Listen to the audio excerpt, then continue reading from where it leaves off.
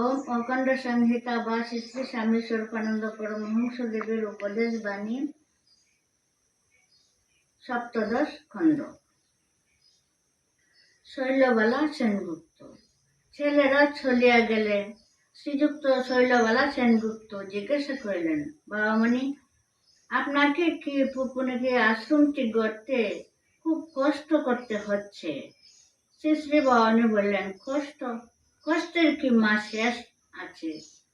দিনের পর দিন অনাহার, সপ্তাহের পর সপ্তাহ অর্ধহার, নিদারুণ জল কষ্ট, বজ্রবেশী দুষ্ট লোকের সুকৌশল অত্যাচার, অশিক্ষিত অশিষ্টের অস্ত্রাঘাত, বছরের পর বছর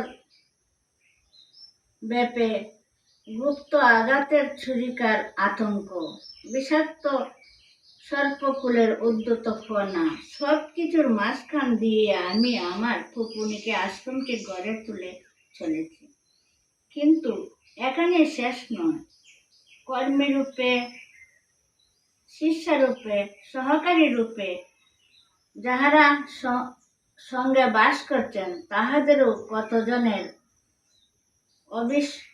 অবিশ্বস্ততা, বিরুদ্ধতা, গোপন শত্রুতা যেন দুঃখের মতো সর্বাঙ্গে লেগে রয়েছে।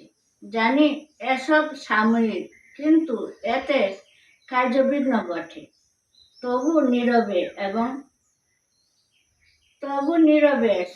এবং দৃঢ়তা সহকারে সহ্য করতে যাচ্ছি। কারণ একটা সৎ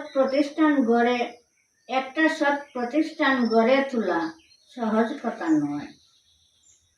শ্রীযুক্ত শৈলবালা সেনগুপ্ত শ্রী শ্রী বাবামণির চরণে পড়িয়া কাঁদিতে লাগলেন, বলিলেন, বাবামণি, আমার গায়ের সব অলংকার আমি আপনাকে দিয়ে দিচ্ছি, এগুলি নিয়ে আপনি আশ্রম গড়ুন। শ্রী শ্রী বাবামণি বললেন, না মা, মায়ের গায়ের স্বর্ণাভরণ আমি কিছুতেই নিতে পারবো না।